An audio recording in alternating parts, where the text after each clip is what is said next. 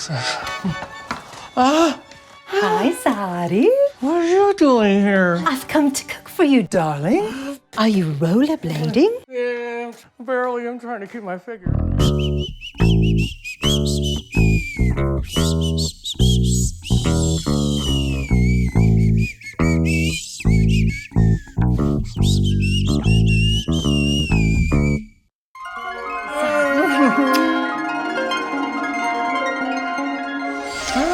Here we are in Zotty's kitchen with Carolcha, my friend. She's from all over the world. I don't even know if she sleeps. But, oh, so what you're gonna... I just returned from the most amazing trip to North Africa. North Africa? I was hopelessly tagined. I had chicken and olives, fish and tomato, lamb and prune, which I know you love your prune. Yes, I do. Keeps it running, you know. Delightful. So I knew I had to come back here and share a tagine with you. I know. You sent this to me. I'm just glad I didn't break it. Did you know what it was? No. I didn't. Okay. Well, a tagine is both a cooking vessel and a dish. Wait, every dish is a tagine dish, though, right? If you make it in here, right? If you make it in a tagine, it's a that tagine. strange? The Berber people, who are very nomadic, they traveled around, and their tagines were made of clay. And they would just fill them up with all of the things that they had in their larder. Talking meat or... Meat, vegetables, lentils, beans, fruit. Put it in this clay vessel, put it in the fire, and let it cook slow and low. Oh, slow and low. Slow and low for several hours. You can use the worst cuts of meat, and really? it makes it so moist because of the conical shape. Conical shape. Self-basting. The moisture just goes up, flows right back down. Really? So how long does it take? Longer? Well, in our case, we're going to do an hour because we're here on a gas oven. But if you're in using like a fire, you want to do it for a few hours. So it's better than a crock pot? Way better. I don't use crock pots. I don't know. Yeah, way better. Well, I guess I don't leave the house, so why do I have to have a crock pot for it, huh? I guess you do. We have all these spices. A tagine is known for its spiciness. What we are going to make is a thing called Ras El Hanout. Ras El what? Ras El Hanout. Oh, Ras El Hanout. Yes. Oh, Ras El Hanout. It means top shelf. Yeah. So it's the top shelf spices for that particular spice shop. They still have spice markets and... Yeah, huge spice markets. Really? Goodness. It's not like No, BC or... It's deliciously fragrant and so colorful, and they're huge, just baskets of all of these different dried Really? spices. How much dust gets in there? Probably quite a bit. Oh, from the camels and... Camels and everything. But so Ras El Hanout is one of the main flavor complements of a tagine. And people sometimes go to the store. You can go to any spice merchant and buy it. He puts together all of his favorite spices. You can have up to 40 in there. 40? Yes, we're gonna do 15, I believe. So where do spices come from? I never knew this. Spices come from all over the place, and why don't I explain these spices when we mix them up and tell you a little bit about them. Okay, let's do it. The very first spice we're gonna use is cinnamon. Oh, yeah, okay. Do you know that cinnamon comes from the inner bark of an Indonesian evergreen tree? Evergreen tree? She's making this up. So ginger, Yeah. it's an Asian root, and it helps nausea and pain. Turmeric. Rust. This has been used by Indian people for thousands of years. It's Ayurvedic. Ayur meaning life, Vedic meaning knowledge or science. So this is like medicine for your body. Cumin. I'm coming for cumin. Everybody's coming for cumin. Cumin is a tiny little dried fruit from like the carrot and the parsley family. Nutmeg. Do you know that wealthy people used to eat this in abundance to hallucinate? They felt like they were floating. Want to try it later? Who finds these, you know? Somebody went out and just picked hey, let's try this. This could be good. And some died because it was poisonous. Exactly. Yes. The history of botanicals by Zotty. Oh, yeah. Ayahuasca. Oh, what's that one? Coriander. It smells like freedom. Yeah, that's right. Not in the United States. You know where coriander comes from? No, I don't know where anything comes from. Do you ever eat cilantro? Yes. Haha, cilantro seeds.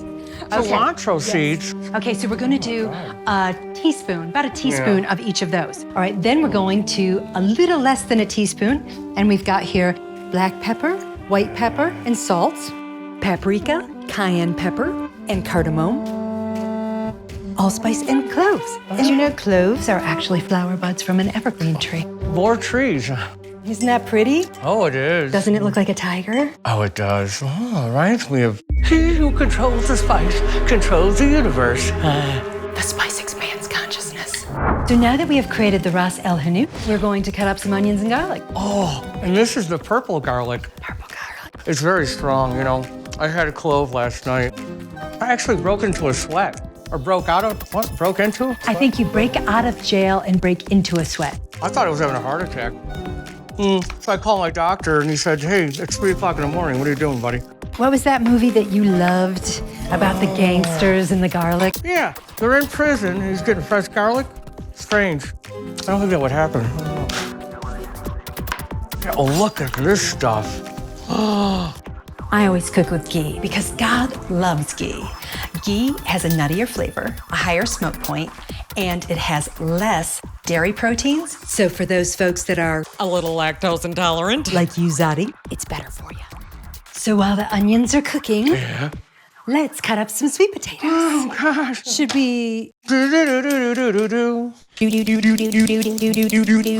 Yeah, wow, that was quick. Make them kind of thin slices. Oh, really? Oh, that size? Okay. Next up is the chicken.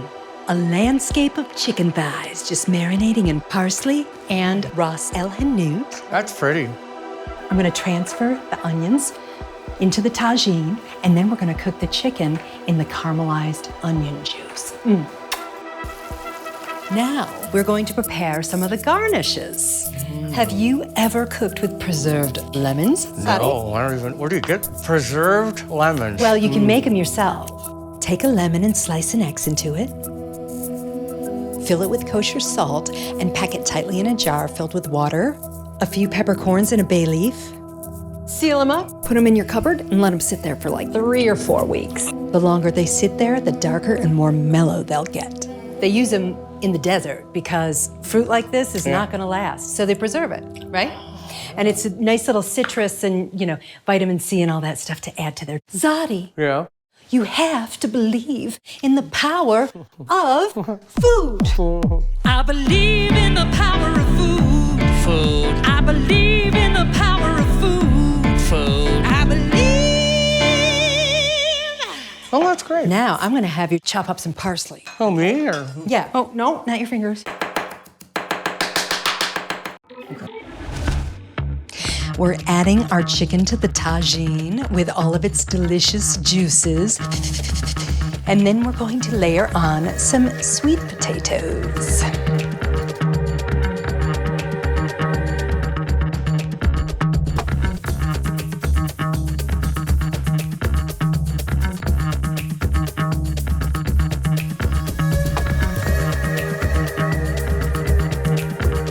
We soak the saffron in a little warm water to release the flavor. Do you like the spicy smell, Zotty? It smells like kitchen opium. Okay. So I've melted some more ghee to saute our sweet fruits. If you have orange blossom water, use it. If not, you can squeeze the juice of a fresh orange.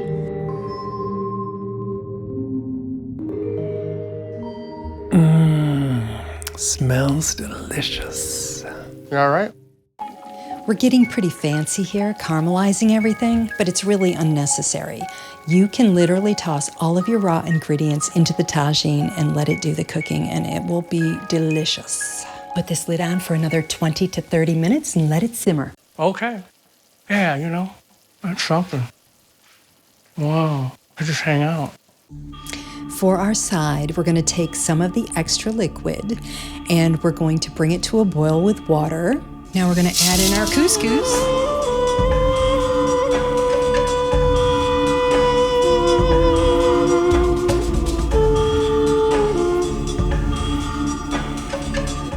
Looking very close to being done. Couscous looks like it's ready too. That's the hardest part about this cooking show, you know? You have to cook all this stuff, you have to wait. I didn't have lunch or breakfast, Now that it and I rollerbladed. How many times did you go around? Oh, God, so the doorbell rang. Oh, boy, it's so heavy. I should have the man do it. Well, I don't think I'll qualify. Oh!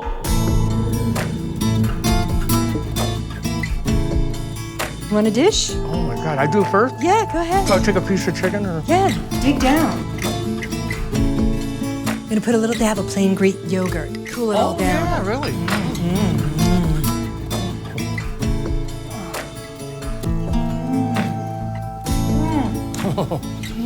So this was good, huh? Oh, my God, this was good. Worth the wait. Should we say goodbye so that we can finish eating? Yeah. So thank you for letting me come in and cook for you. Yeah, oh, my God, this was great. You got to send me some recipes. I please, absolutely yeah. will.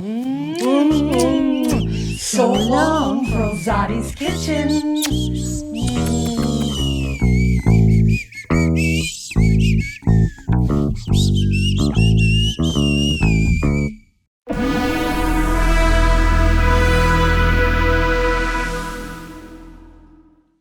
So,